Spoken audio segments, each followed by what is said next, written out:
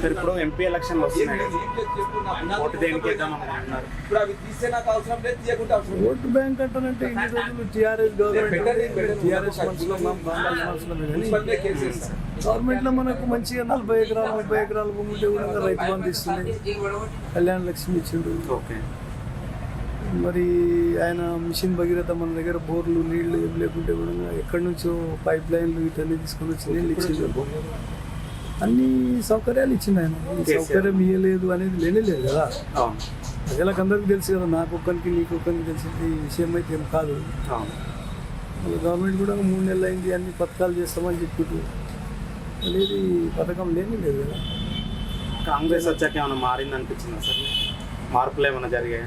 మార్పు మీకు కనిపిస్తలేదు సార్. ఏం మార్పు జరిగింది చెప్పు? 4 నెలల నుంచి ఏం మార్పు జరిగింది?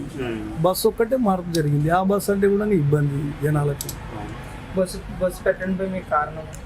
బస్సు ఫ్రీ పెట్టడంపై మీ అభిప్రాయం? బస్సు పెట్టడంలో ఏం లాభం ఏం లేదు. బస్సు ఏం లాభం గురించి దాని లేదు, వేరేది ఏదైనా పెట్టినా అయిపోయేది. మంచిగా ఏది ఎట్టుంటే మంచిగా ఉండేది. బస్సు ఫ్రీ కంటే మహిళలకు ఏదైనా చేసింటే ఇంకా మంచిగా ఉంటుండే. ఫ్రీ పెట్టి వాళ్ళే కొట్టుకుంటారు కదండి పాపము. పబ్లిక్ పార్టీ అని కాదు, వ్యవసాయం చేస్తున్నాం మేము. అదే పైసలు అదే డబ్బులు ఫ్రీ ఇచ్చే బదులు మహిళలకి ఏదైనా ఒక మంచి జరిగేటట్లా ఒక కార్యక్రమం పెట్టింటే వాళ్ళు ఇంకా చాలా బెటర్గా ఫీల్ అవుతుంది.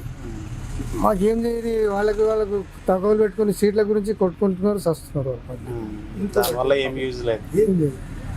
విషయం ఇంకొకటి ఏమంటే, కాంగ్రెస్ గవర్నమెంట్ వచ్చిందని నాయకులు లీడర్లు అంతా ఒక్కొక్క జనాలంతా ఒక సైడ్ ఉంది.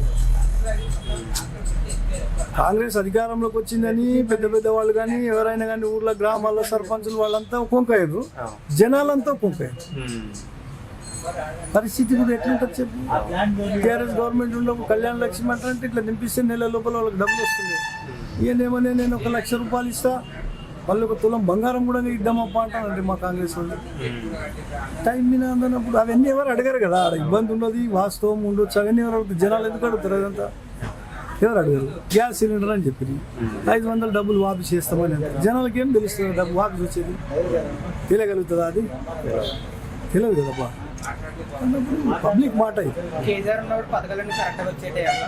ఆయన ఈ టైంకు పలానా కౌలు రైతు ఇస్తున్నా అంటానంటే, ఈరోజు 9 తారీఖు నాటి ఇస్తా అంటానంటే ఆ రోజు అందరికి 9 నుంచి 11 తారీఖు పడుతున్నాయి అంటానంటే, వ్యవసాయం చేయని వాళ్ళు కూడా హైదరాబాద్లో ఉండేటోళ్ళు, పిల్లలు చదువుకునేటోళ్ళు, ఇండ్లకు రూమ్ రెంట్ కట్టుకుంటుంటే డబ్బు తీసుకొని అటువంటి వాళ్ళు చాలామంది ఉన్నారు.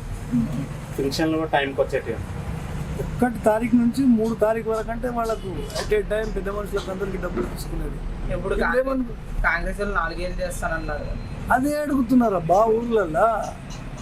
ఊళ్ళో ఏమంటున్నారు ముసలాళ్ళు వాళ్ళంతా, ఏందబ్బా 4,000 చేస్తామని అన్నారు మన పాత కాంగ్రెస్, ఎక్కడున్నాయి 4,000 డబ్బులు అని వాస్తవం కదా. ప్రమాణ స్వీకారం చేసిన డిసెంబర్ 9 తారీఖు రోజే 2 లక్షల రుణమాఫీ అని సార్ రేవంత్ రెడ్డి గారు. తర్వాత 4,000 పెన్షన్ చేస్తాను, 500 వరికి బోనస్ ఇస్తాను, ఇంట్లో ఒంటరి మహిళలకు 2,500 ఇస్తానండి. ఇవన్నీ పథకాలన్నీ చెప్పి ఓట్లు వేసుకున్నాడు. కానీ ఆచరణలు పెడితే కదా పబ్లిక్లో నీ మీద నమ్మకం అది ఉండేది. ఆ నమ్మకం అనేది పోడగొట్టుకున్నాడు ఆయన. పబ్లిక్లో విరక్తి వచ్చింది. వాళ్ళు చేస్తున్నాయి ఒక్కటి చేసి దాన్ని ఇప్పుడు బస్సు ఫ్రీ చేసి ఆడవాళ్ళు కొట్టుకునికి చేసిండు.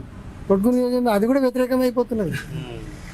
చేసిన ఫ్రీ బస్ ఫ్రీ అనేది కూడా ఆడవాళ్ళు దాన్ని వ్యతిరేకం. మళ్ళీ ఇందిరా రాజ్యం అంటే ఇదేనేమో ఇచ్చినా ఇయ్యరాదన్నది. ఇస్తా అని చెప్పినాయి, ఇవ్వకుండా ఉండడమే ఇందిరా రాజ్యమేమో మళ్ళీ ఎవరికి తెలుసు.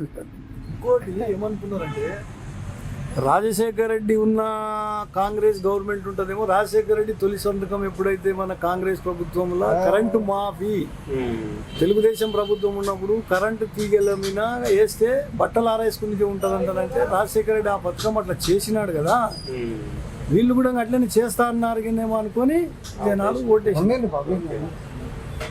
అదే విధంగా జనాలు ఓటేసినారు దీనికి. అదేనేది పాత కాంగ్రెస్ కాదు, కొత్త కాంగ్రెస్. అది లెక్క.